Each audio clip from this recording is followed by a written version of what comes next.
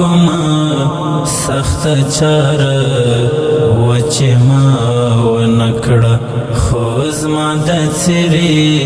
ګرېوانه پوښتنه چا ونه کړه خو زما د څېرې ګرېوانه پوښتنه چا ونه کړه ما د ژوند ټوله شتمني ورته لوګی کړه اشنا ما د ژوند ټوله شتمني ورته لوګی کړه اشنا د محبت پر سر می چا سر سودا ونه کړه د محبت پر سر می چا سر سودا ونه کړه